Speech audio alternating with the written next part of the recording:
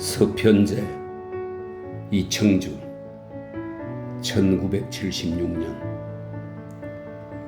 이 작품은 이청준의 남도사람 연작 시리즈의 1편입니다. 영화 서편제의 원작이기도 합니다. 여자는 초저녁부터 목이 아픈 줄도 모르고 줄창 소리를 뽑아대고 사내는 그 여인의 소리로 하여 끊임없이 어떤 예감 같은 것을 견디고 있는 표정으로 북장단을 잡고 있었다. 소리를 쉬지 않는 여자나 묵묵히 장단 가락만 잡고 있던 사내나 양쪽 다 이마에 힘든 땀방울이 솟고 있었다. 전라도 보성 읍 밖의 한 한적한 길목 주막, 왼쪽으로 멀리 읍내 마을을 내려다보면서 오른쪽으로는 해묵은 묘지들이 길가까지 바싹바싹 다가앉은 가파른 공동묘지, 그 공동묘지 사이를 뚫어나가고 있는 한적한 고개 길목을 인근 사람들은 흔히 소리째라 말하였다.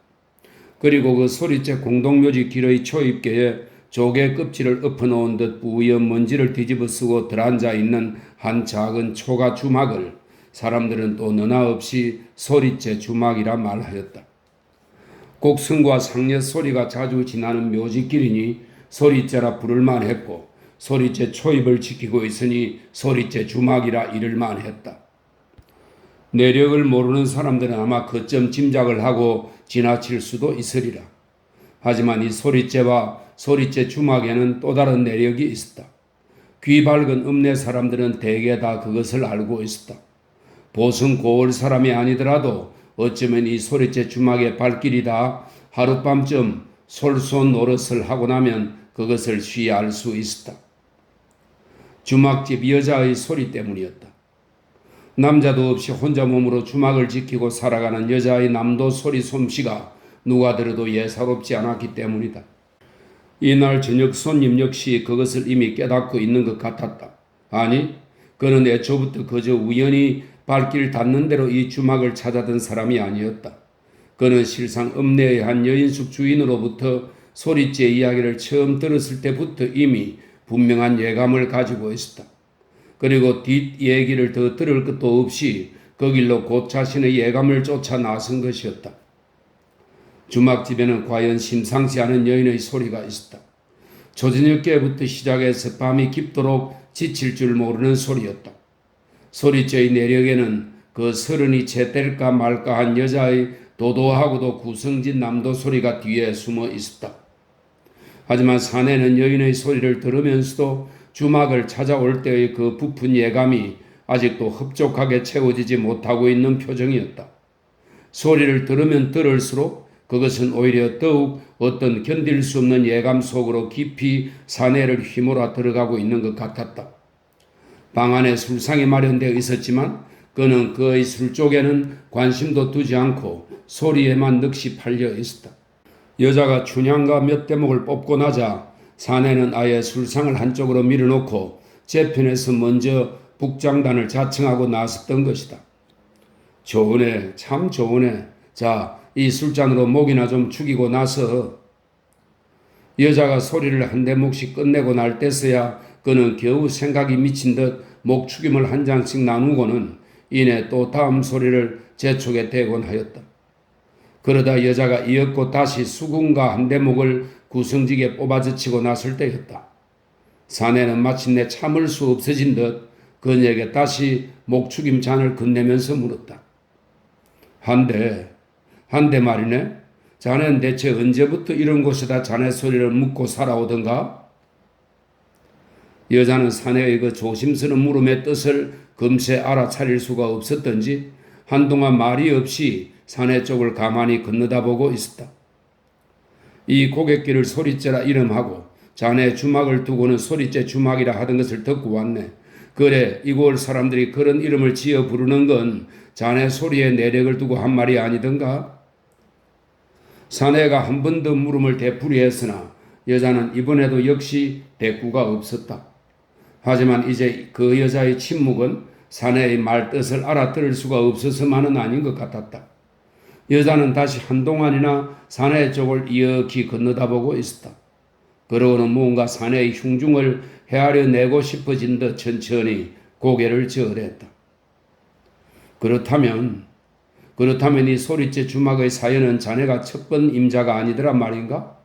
자네 먼저 여기에 소리를 하던 사람이 있었더란 말인가? 자기 예감에 몰리듯 사내가 다급한 목소리로 물었다. 자네 소리에도 그러니까 앞서 이럴 내력이 따로 있었더란 말이 아닌가? 여자가 비로소 고개를 바로 끄덕였다. 그러고는 뭔지 괴로운 상념을 짓씹고 있는 듯 얼굴빛이 서서히 흐려지며 띄엄띄엄 입을 열기 시작했다. 그렇답니다. 이 곡이나 주막 이름은 제 소리 따위에 연유가 있는 것이 아니랍니다. 진짜 소리를 하시던 분이 계셨죠. 그 사람이 누군가? 자네 먼저 소리를 하던 분이 어떤 사람이었던가 말이네? 무덤의 주인이었죠. 무덤이라니? 요 언덕 위에 묻혀있는 소리의 무덤 말씀이요. 소리째를 알고 소리째 주막을 알고 계신 양반이 소리 무덤 얘기는 아직 모르고 계시던 모양이구만요. 뒤쪽 언덕 위에 그분 무덤이 있답니다. 소리만 하다 돌아가셨길래 소리를 함께 묻어드린 그분의 무덤이 말씀이요. 소리째나 소리째 주막은 그분의 무덤을 두고 생긴 말이랍니다. 다그쳐대는 사내의 추궁을 피할 수 없어진 듯 아득한 탄식기 같은 것이 서린 목소리로 털어놓은 여인의 이야기는 대략 이런 것이었다. 6.25 전화로 뒤숭숭해진 마을 인심이 조금씩 가라앉고 있던 1956, 7년 무렵의 어느 해 가을, 여자가 아직 잔 심부름꾼 노릇으로 끼니를 벌고 있던 읍내 마을의 한 대갓집 사랑채에 이상한 식객 두 사람이 들게 되었다. 환갑진갑 다 지낸 그대 어른이 우연히 마을 나들이를 나갔다 데리고 들어온 소리꾼 부녀였다. 나이 이미 50고개를 넘은 늙은 아비와 15살이 채 될까 말까한 어린 딸아이 부녀가 똑같이 주인 어른을 반하게 할 만큼 용한 소리꾼이었다. 주인 어른은 그 부녀를 아예 사랑채 식객으로 들어앉혀놓고 그 가을 한철 동안 톡톡이 두 사람의 소리를 즐기고 지냈다. 아비나 딸아이나 진배 없이 소리들을 잘했지만 목소리를 하는 것은 대개 딸아이 쪽이었고 아비는 북장단을 잡는 쪽이었다. 주인 어른은 실상 아비 쪽의 소리를 더 즐기는 눈치였지만 그 아비는 이미 늙고 병이 들어 기력이 쇠해져 있는 데다 나어른 계집아이의 도도하고 창년스러운 목청에는 주인 어른도 못내 경탄에 맞지 않는 바가 있었기 때문이다. 부녀는 그 가을 한철을 하염없이 소리만 하고 지냈다. 그러다 어느새 겨울이 닥쳐오고 겨울철 찬바람에 병새가 덮치기 시작했던지 가을철부터 심심찮게 늘어가던 그 아비 쪽의 기침 소리가 갑자기 참을 수 없는 발작기로 변해갔다. 그러자 아비는 웬일인지 한사코 그만 어른의 집을 나가겠노라 이상스러운 고집을 부리기 시작했고 고집을 말리다 못한 주인 어른이 마침내는 노인의 뜻을 알아차린 듯 찬바람 휘몰아치는 겨울 거리 밖으로 두 부녀를 내보내고 말았다. 이었고 들려온 소문이 그날 한낮을 방황 끝에 두 부녀가 찾아든 곳이 이 공동묘지 길 아래 버려진 흙강 같은 빈집이었다는 것이다. 그리고 병이 들어 거동이 어려워진 늙은 아비는 식음을 전폐한 채 밤만 되면 소리를 일삼고 있다는 것이었다.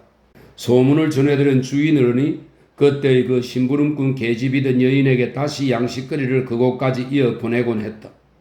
그녀가 심부름을 나가보면 모든 게 소문대로였다. 고개 아랫마을 사람들은 밤만 되면 그 아비의 소리를 듣는 댔다. 고갯길 주변에 공동묘지가 생긴 이래로 어느 때보다도 깊은 통황과 허망스러움이 깃들인 소리라 했다. 소리를 들은 사람들은 아무도 그것을 귀찮아하거나 짜증스러워하는 이가 없었다. 사람들은 오히려 그 부녀를 두고 까닭 없는 한숨 소리들을 삼키며 자신들의 세상살이까지 덧없어할 뿐이었다. 그럭저럭 그의 겨울도 다해가던 음력 세목계의 어느 날 밤이었다. 그날은 마침 까는 해를 파묻어 보내듯 온 고을 가득하게 밤눈이 내리고 있었는데 그날 밤 새벽녘에 아비는 드디어 이승에서의 마지막 소리를 하고 나서 그 길로 그만 피를 토하며 가쁜 숨을 거두어 가고 말았다는 것이다. 다음 날 저녁 무렵 소식을 전해들은 주인 어른의 심부름을 받고 여인이 다시 부녀의 오두막으로 갔을 때는 제 아래 마을 사람들이 이미 공동묘지 길목 위의 한 구석에 소리꾼 아비의 육신을 파묻고 돌아오던 참이들했다. 한데 또 하나 알 수 없는 것은 그렇게 해서 아비가 죽고 난 뒤의 계집아이의 고집이었다. 소리꾼 아비가 죽고 나자 여인네 집 주인으로는 의지할 데 없는 그 계집아이를 다시 집으로 데려오게 하려고 했다. 하지만 계집아이는 어찌된 속셈인지 한사코 그 흉흉한 오두막을 떠나지 않으려 했다. 어른의 말을 따르기는커녕 나중에는 죽은 아비의 소리까지 그녀가 다시 대신하기 시작했다. 보다 못해 주인어른이 이번에는 또 무슨 생각이 들었던지 어린 계집아이 혼자 지키고 앉아있는 오두막으로 그 당신네 잔심부름꾼 여자아이를 함께 가 지내게 했고 게다가 술청지기 사내까지 한 사람을 덧붙여 자그마한 술주막을 내게 해주더라 했다. 무슨 소리를 들을 귀가 있을 턱은 없었지만 저 역시도 그 여자의 소리에는 신기하게 마음이 끌리는 대목이 있었던 터라서 어른의 말씀에 두말 없이 주막으로 자리를 옮겨 앉은 것이 그 여자한테 소리를 익히게 된 인연이었지요. 그 여자도 이번에는 더 고집을 부릴 수 없었던지 그로부터 몇 년간은 주막을 찾아든 사람들 앞에 정성을 다해 소리를 했고 손님이 없는 날은 저한테까지 소리를 배워주느라 밤이 깊은 줄을 모를 때가 많았어요. 그런 세월을 꼬박 3년이나 지냈다오. 여자는 이제 아득한 회상에서 정신이 깨어나고 있는 듯 서서히 자신의 이야기를 정리해 나가기 시작했다. 여인은 아비의 기일이 찾아오면 음식을 장만하기보다 정갈한 술 한 대를 따로 마련하고 고인의 영조 앞에 밤새도록 소리를 하는 것으로 제례를 대신했는데 어느 해 겨울엔가는 제주조차 따로 마련함이 없이 밤새도록 소리만 하고 있다가 다음날 아침 날이 밝고 보니 그냥 새벽으로 그녀는 혼자 집을 나간 채 그것으로 그만 다시는 영영 종적을 들을 수 없게 되고 말았다는 것이다. 아비의 3년상이 끝나던 날 새벽의 일이었다 했다. 그런데 희한스러운 일은 그 아비의 죽음이 묻히고 나서도 계속 주막에서 들려오는 그 여인의 소리에 대한 아랫마을 사람들의 말투였다. 아비가 죽고 나선 그의 딸이 소리를 대신했고 그 딸이 자취를 감추고 나선 여자가 다시 그것을 이어가고 있었지만 아랫마을 사람들은 언제나 그 소리를 옛날에 죽은 그 늙은 사내의 그것으로만 말했다는 것이다. 묘지에 묻힌 소리의 넋이 그의 딸과 여자에게 그것을 이어가게 하고 있다는 것이었다. 그의 딸이 하거나 여자가 대신하거나 사람들은 언제나 그것을 죽은 사내의 소리로만 들으려 했고 그렇게 말하기를 좋아해왔다는 것이다. 그래 사람들은 그 어른의 무덤을 소리 무덤이라고들 한답니다. 소리째니 소리째 주막이니 하는 소리도 거기서 나온 말이고요. 전 말하자면 그 소리 무덤의 묘지이나 다름없는 인간이죠. 하지만 전 그걸 원망하거나 이곳을 떠나고 싶은 생각은 없답니다. 이래봬도 지금은 제가 그 노인네의 소리를 받고 있는 턱이니까요. 언젠가나 한 번쯤 당신의 핏줄이 이곳을 다시 스쳐갈 날을 기다리면서 이렇게 당신의 소리 덕으로 끼니를 빌어먹고 살아가는 것도 저한테는 이만저만한 은혜가 아니거든요. 여자는 한숨 섞인 목소리로 이야기를 끝맺고 나서 다시 소리를 시작했다. 이번에는 흥보가 가운데서 흥보가 매품파리를 떠나면서 늘어놓는 신세 타령의 한 대목이 시작되고 있었다. 여자가 성큼 소리를 시작하자 사내도 이내 다시 북통을 끌어앉으며 뒤늦은 장단을 따라가기 시작했다.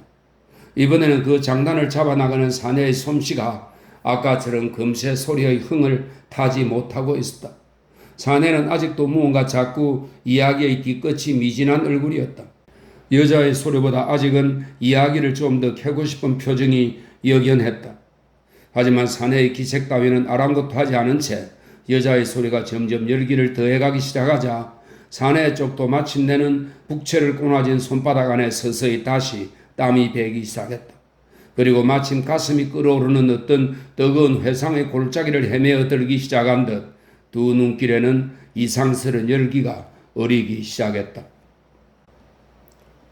사내는 그때 과연 몸을 불태울 듯이 뜨거운 어떤 태양의 불볕을 견디고 있었다. 소리를 들을 때마다 그의 머리 위에서 이글이글 불타오르는 뜨거운 여름 햇덩이가 있었다.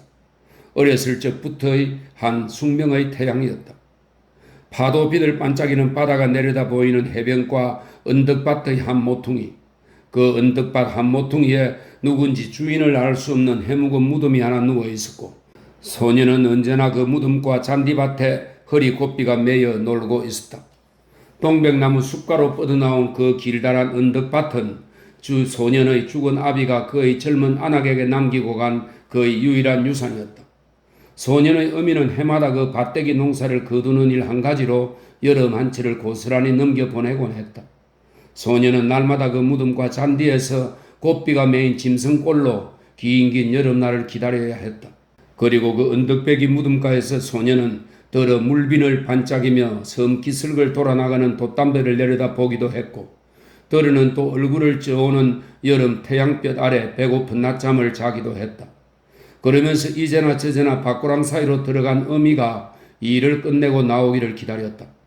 하지만 여름마다 콩이 아니면 콩과 수수를 함께 섞어 심은 밭고랑 사이를 타고 들어간 어미는 소년의 그런 기다림 따위는 아랑곳이 없었다. 물결 위를 떠도는 부표처럼 가물가물 콩밭 사이를 오락가락하면서 하루 종일 그 노래소리도 같고 울음소리도 같은 이상스러운 콧노래 같은 것을 웅얼거리고 있었다. 어미의 웅웅거리는 노래가락 소리만이 진종일 소년의 곁을 서서히 멀어져 갔다간 다시 가까워져 오고 가까워졌다간 어느 틈엔가 다시 까마득하게 멀어져 가곤 할 뿐이었다. 그러던 어느 날 하루는 그 바다가 내려다 보이는 떼기 바가로 해서 뒷산을 넘어가는 고갯길 근처에서 이상스런 노래가락 소리가 들려오기 시작했다. 밭두른 길을 지나 뒷산으로 들어가는 푸나무꾼 같은 사람들에게서 자주 듣던 소리였다.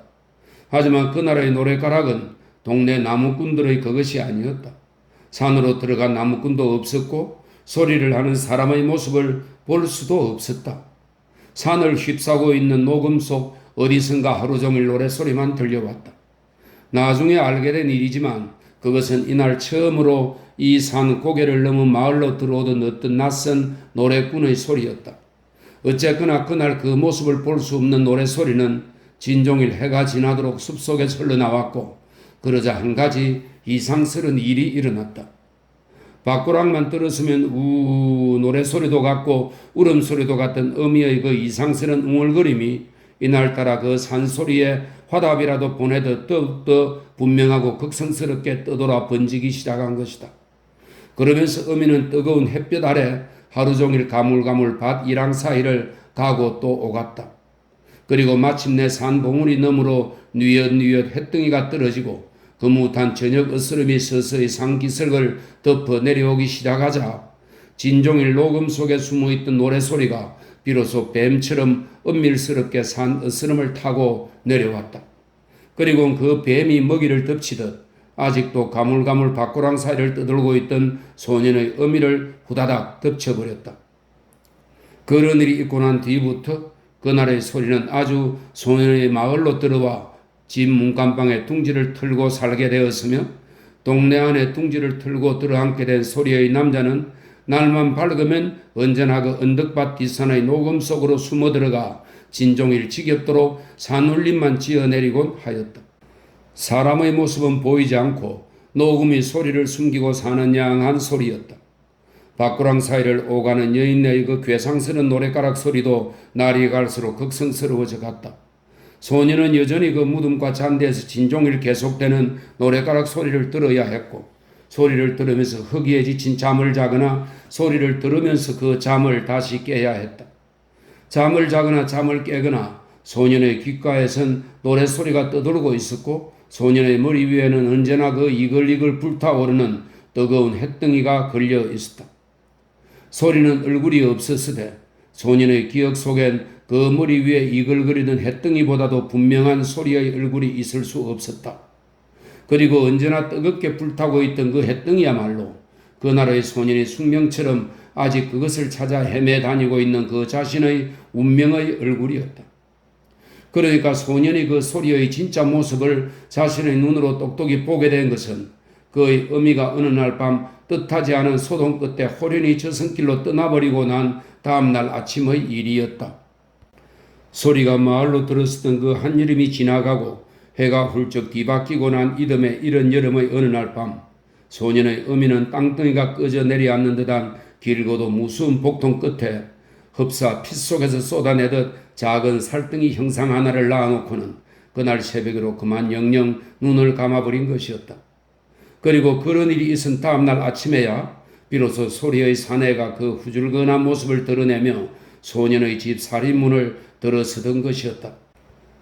하지만 소년은 아직도 그때의 그 사내의 얼굴이 소리의 진짜 얼굴이라고는 생각하지 않았다. 소년에겐 여전히 그 뜨거운 햇덩이가 소리의 진짜 얼굴로 남아있었다. 나이가 들어가도 마찬가지였다. 사정이 달라져 버린 소리의 사내가 핏덩이 같은 갓난애와 소년을 데리고 이골 저골로 소리를 하며 밥구걸을 다니고 있을 때도 소리의 진짜 얼굴은 언제나 그 뜨겁게 이글거리는 햇덩이 쪽이었다.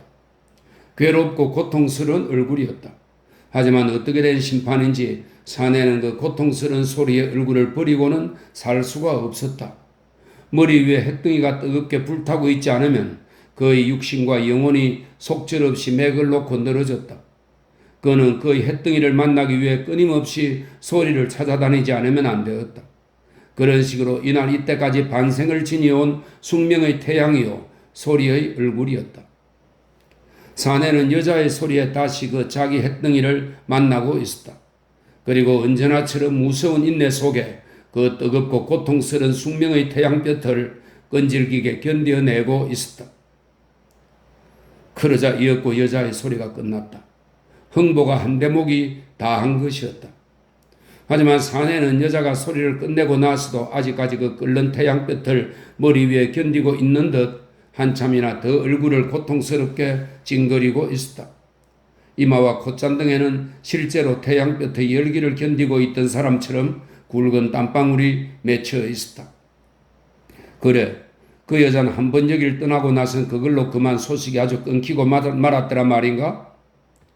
이윽고 깊은 상념에서 깨어난 사내가 곁에 놓인 술잔으로 천천히 목을 한 차례 축이고 나선 조심스럽게 여자를 다시 채근하고 들기 시작했다.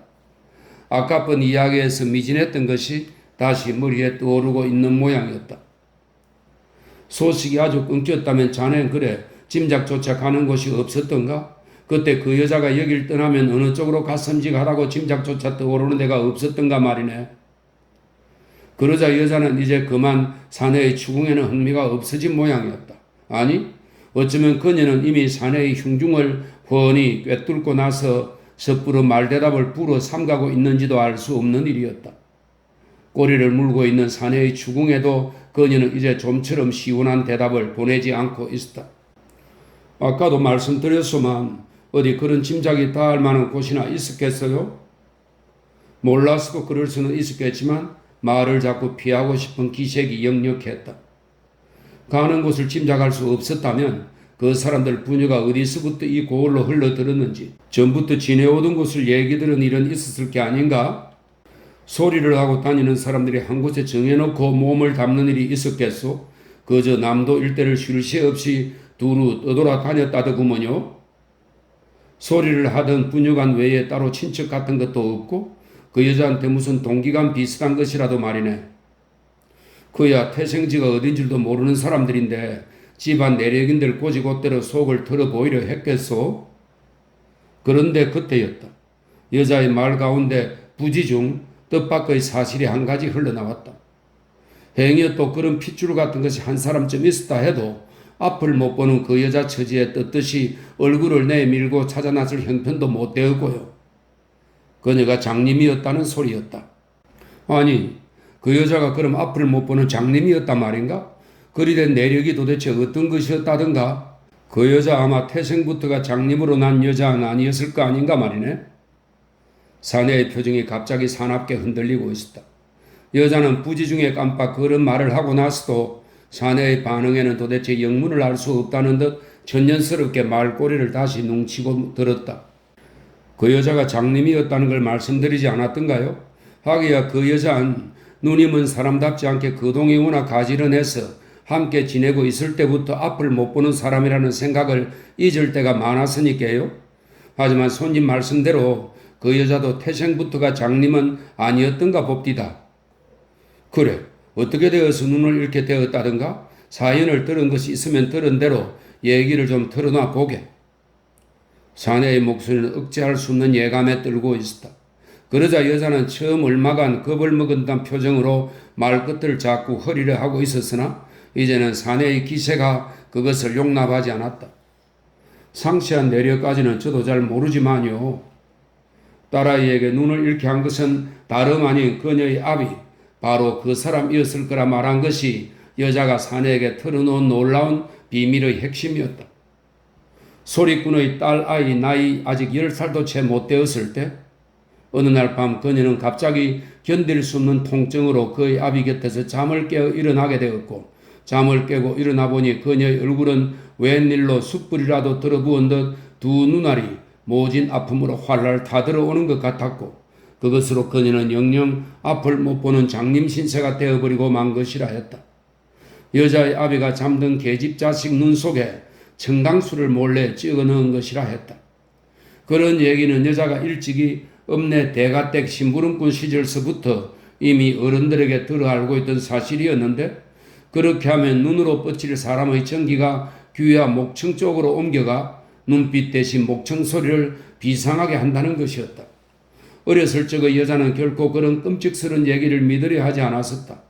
하지만 어느 날 밤 사실이 못내 궁금해진 여자가 그 눈이 먼 여인 앞에 이야기를 모두 털어놓고 물었을 때 가엾은 그 계집 장님은 길고 긴 한숨으로 그 믿을 수 없는 이야기를 믿어도 좋은 듯이 대답을 대신하고 말더랬다. 한데 손님은 어째서 자꾸 그런 쓸데없는 얘기에까지 흥미가 그리 많으시오? 가만히 보니 아까부터 손님은 제 소리보다 외려 그 여자 이야기 쪽에 정신이 팔리고 계신 듯해 보이시던데 손님한테도 무슨 그럴 만한 곡절이 계신 게 아니시오? 이야기를 대충 끝내고 난 여자가 짐짓 심통을 좀 부려보고 싶은 의조로 묻고 있었다. 그러자 사내는 이제 그의 오랜 예감이 비로소 어떤 분명한 사실에 이르고 있는 듯 얼굴빛이나 몸짓들이 부쩍 더 사나워져 갔다.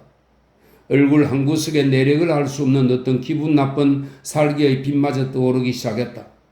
그 여자의 심퉁스런 주궁엔 그의 몸부림이라도 치듯이 고갯짓을 거칠게 가로저어대고 있었다. 하지만 여자는 미처 그런 눈치까진 알아차리지 못한 모양이었다. 그렇단 손님은 제 얘기를 너무 고지고대로 믿고 계신가 보구만요. 전 아직도 그걸 통 믿을 수가 없는데 말씀이요. 눈을 그렇게 상해 놓으면 목소리가 대신 좋아진다는 거 아닌 게 아니라 그럴 수도 있는 일이겠소? 무심결에 묻고 나서야 그녀는 그만 제 풀에 문득 입을 다물어 버렸다. 이번에도 계속 고개만 가로저어대고 있는 손님의 눈빛에서 그녀도 비로소 그 내력을 알 수 없는 살기 같은 것을 보았기 때문이었다. 하지만 여자는 아직도 무엇 때문에 갑자기 사내가 그런 눈이 되고 있으며 무엇이 아니라고 그토록 고갯짓을 되풀이하고 있는지 까닭을 알 수 없었다.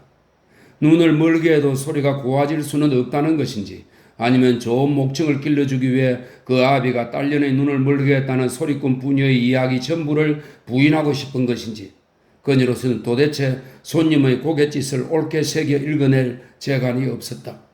더더구나 여자로서는 그 딸년의 소리를 위해서가 아니라 보다 더 분명하고 비정스런 소리꾼 아비의 동기를 점치고 있는 사내의 깊은 속마음은 상상조차도 못했을 일이었다.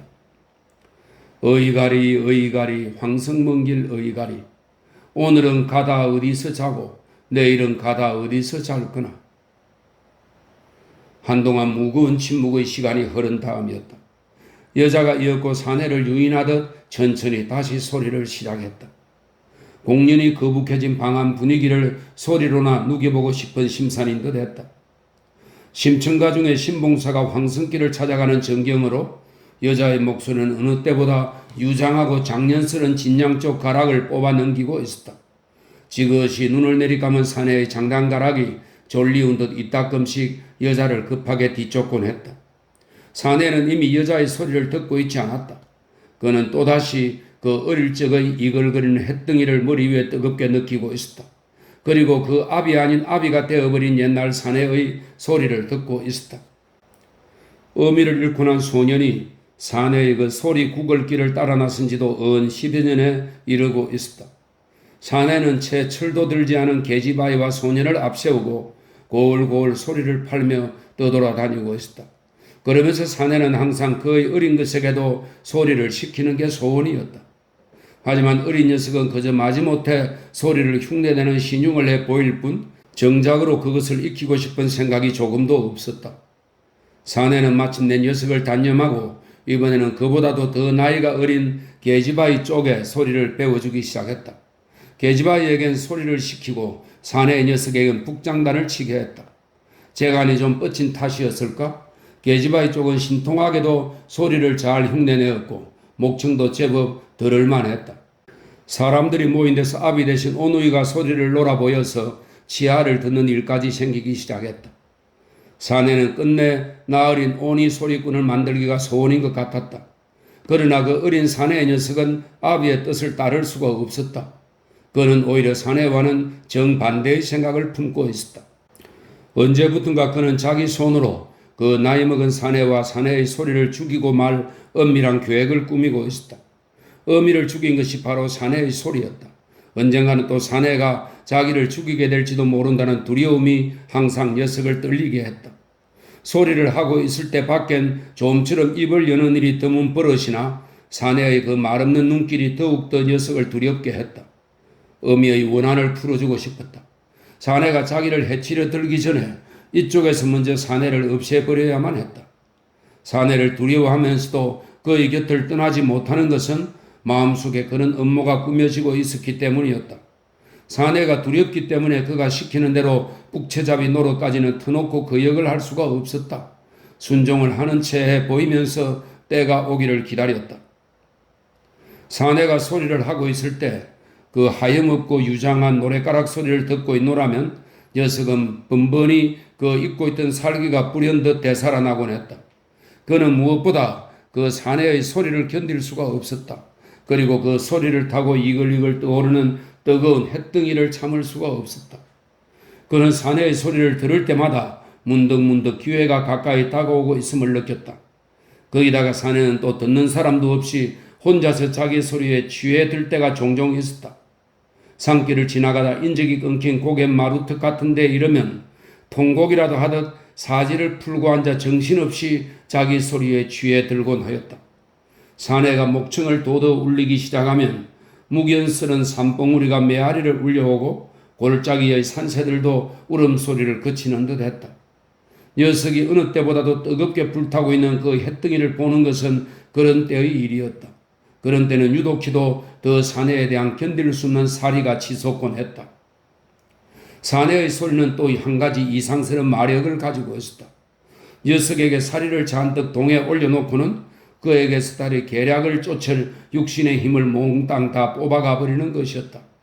녀석이 정작 그의 부푼 사리를 쫓아 나서볼 염두라도 낼라치면 사내의 소리는 마치 무슨 마법의 동물처럼 육신의 힘과 부풀어오른 사리의 촉수를 이상스럽도록 무력하게 만들어 버리곤 하였다. 그것은 심신이 온통 나른하게 풀어져 버리는 일종의 몸살기와도 비슷한 정세였다. 그런데 더욱더 알 수 없는 것은 그때마다 녀석을 대하는 사내의 태도였다. 확실한 것은 아니었지만 녀석은 그때 사내 쪽에서도 어느 만큼은 벌써 그의 마음속 비밀을 눈치채고 있으리라는 생각이 문득문득 들곤 했다. 그것이 녀석으로 하여금 그를 더욱 두려워하게 한 이유의 하나가 되고 있었다. 사내를 해치려 하고 있는 터에 그리고 그것을 그토록 오랫동안 망설이고 주저해온 터에 사내라고 그에게서 전혀 수상한 낌새를 눈치채지 못하고 있었을 리가 없었다. 한데도 사내는 전혀 수상한 낌새를 나타내지 않고 있었다. 그는 그저 아무것도 모른 채 무심스레 소리에만 열중하고 있기가 예사였다. 아니, 어쩌면 그는 이미 모든 것을 다 꿰뚫어 알고 있으면서도 그가 소리를 할 때마다 녀석에게 이상한 살기가 부풀고 있다는 사실까지도 알고 있으면서도 오히려 녀석을 기다리며 유인이라도 해대고 있는 듯이 끝없이 깊은 절망과 천연기가 깃들인 모양새로 더욱더 극성스레 목청만 돋아대는 것이었다. 그러던 어느 가을날 오후였다. 녀석은 마침내 모든 것을 알게 되었다. 소리꾼 일행은 그날도 어느 낯선 고을의 산길을 지나가고 있었다. 그리고 그날따라 사내는 또 길을 걸으면서까지 그 극성스러운 소리를 쉬지 못하고 있었다. 쉬엄쉬엄 소리를 뿌리며 산길을 지나가던 일행이 이었고 한 산마루의 고갯길을 올라서자 사내는 이제 거기다 아주 자리를 잡고 주저앉아 세판잡이로 다시 목청을 놓기 시작했다. 가을산은 붉게 불타고 골짜기는 뽀얗게 멀어져 가고 있었다. 사내는 그 산과 골짜기에서도 깊은 한이 솟아오르는 듯 오래오래 소리를 계속했다. 그러다 그는 마침내 자기 소리에 힘이 지쳐난 듯 길가 가랑이 위로 슬그머니 몸을 눕히더니 그 길로 그만 잠이 든 듯 기척이 조용해졌다. 그런데 녀석은 또 그날따라 사내의 길고 오랜 소리로 하여 사지가 더욱 나른하게 힘이 빠져 있었다. 사내의 노랫가락이 너무도 망연하고 절망스러웠다. 잦아들 듯한 한숨으로 제풀에 공연히 몸이 떨려올 지경이었다. 녀석은 이제 더 이상 견디고 있을 수가 없었다. 까닭없이 가슴에 북받쳐 오르는 그 기이한 서러움이 녀석을 더 참을 수 없게 했다. 그는 이윽고 슬그머니 자리를 들고 일어나 잠잠해진 사내의 주위를 조심조심 몇 차례나 맴돌았다. 하지만 사내는 그때 실상 잠이 든 것이 아니었는지도 모른다.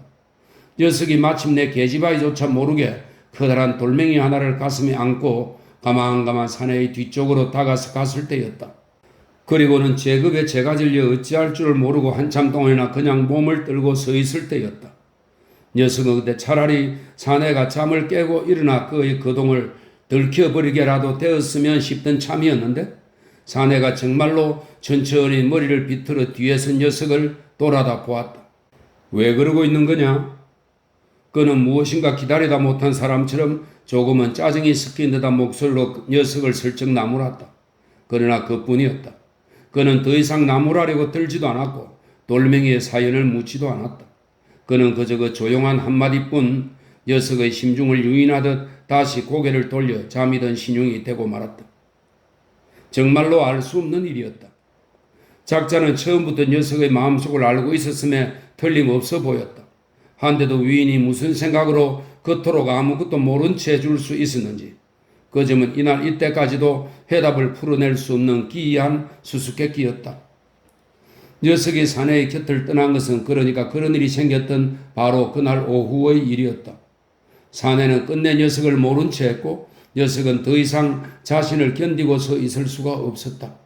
그는 마침내 끌어안은 돌멩이를 버리고 용변이라도 보러 가듯 서적서적 산길과 숲속으로 들어가 그 길로 영영 두 사람 앞에서 모습을 감추어버리고 만 것이다. 숲속을 멀리 빠져나와 두 사람의 모습을 찾아볼 수 없을 만큼 되었을 때 그를 부르며 찾아 헤매는 듯한 사내의 소리가 골짜기를 아득히 메아리쳐 오고 있었지만 녀석은 점점 소리가 멀어지는 반대쪽으로 발길을 재촉해버리고 만 것이었다. 그러나 녀석에겐 아직도 그 골짜기를 길게 메아리쳐 오던 사내의 마지막 소리를 피해갈 곳이 아무데도 없었다. 그날 이후로 그는 어느 때 어느 곳에서나 소리를 만나게만 하면 그때의 그 사내의 소리를 다시 듣곤 했다.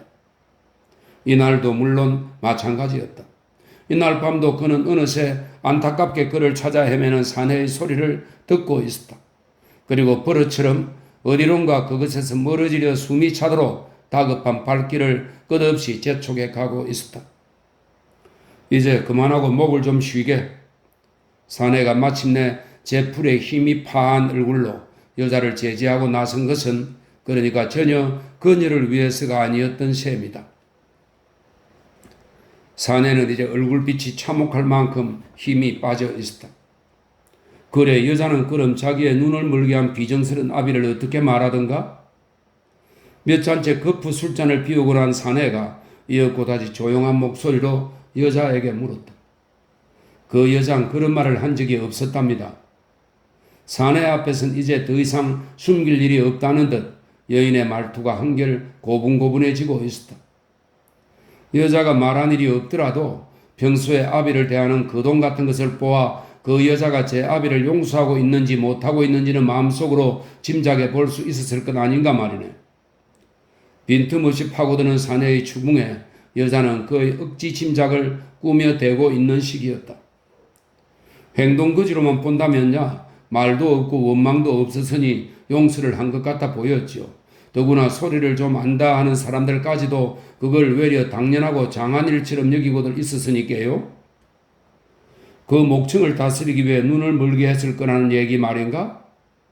목청도 목청이지만 좋은 소리를 가꾸자면 소리를 지니는 사람 가슴에다 말 못할 한을 심어줘야 한다던가요? 그래서 그 한을 심어주려고 아비가 자식 눈을 빼앗았단 말인가? 사람들 얘기들이 그랬었다고. 아니지, 아닐 걸세. 사내가 다시 천천히 고개를 가로저었다. 사람의 한이라는 것이 그렇게 심어주려 해서 심어줄 수 있는 것은 아닌 걸세. 사람의 한이라는 건 그런 식으로 누구한테 받아 지닐 수 있는 것이 아니라 인생살이 한평생을 살아가면서 긴 세월 동안 먼지처럼 쌓여 생기는 것이라네.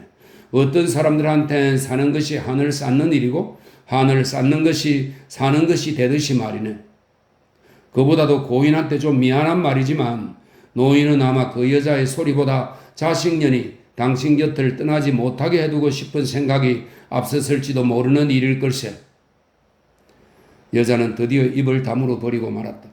사내는 이제 그 여자가 알아듣거나 말거나 아직도 한참이나 깊은 상념 속을 헤매듯이 아득하고 몽롱한 목소리로 혼잣말처럼 중얼거리고 있었다. 하지만 어쨌거나 그 여인이 제 아비를 용서한 것은 다행한 일이었을지 모르는 노릇이지. 아비를 위해서도 그렇고 그 여자 자신을 위해서도 그렇고 여자가 제 아비를 용서하지 못했다면 그건 바로 원한이지 소리를 위한 한은 될 수가 없었을 것 아닌가. 아비를 용서했길래 그 여자에겐 비로소 한이 더욱 깊었을 것이고. 여자가 문득 다시 사내를 건너다 보았다. 손님께서는 아마 그렇게 믿어야 마음이 편해지시는가 보군요. 그리고 여자는 그제서야 사내가 안심이 된다는 듯 모처럼 만에 한 차례 웃음을 보이고 나더니 이번에는 별로 망설이는 기색도 없이 스스럼 없이 물었다. 그래, 손님께서 이제 그 여자가 장님이 되어버린 것을 아시고도 여전히 그 누이를 찾아 헤매 다니실 참인가요? 여자의 그 갑작스런 발설에도 사내는 뭘 좀 새삼스럽게 놀라워하는 기색 같은 것이 전혀 안 보였다. 그저 여망이 있다면 멀리서나마 그 여자 소리라도 한번 만나게 되었으면 싶네만 글쎄 언제 그런 날이 있을런지. 지나가는 소리처럼 힘들이지 않은 목소리로 말하고 나서는 그녀가 불쑥 자신의 마음속을 짚어낸 것이 새삼 크게 궁금해지기라도 한 듯 비로소 조금 생기가 돋아오른 눈길로 여자 쪽을 극히 건너다 보았다. 이젠 여자 쪽에서도 벌써 사내의 그런 눈치를 알아차린 듯 그러나 어딘가 지레 시치미를 떼고 있는 목소리로 엉뚱스레 의문을 떨어대고 있었다. 아마 그 여자 어렸을 때 소리 장단을 부축해준 북채잡이 어린 오라비가 한 분 계셨더라는데 제가 여태 그걸 말씀드리지 않고 있었던가요?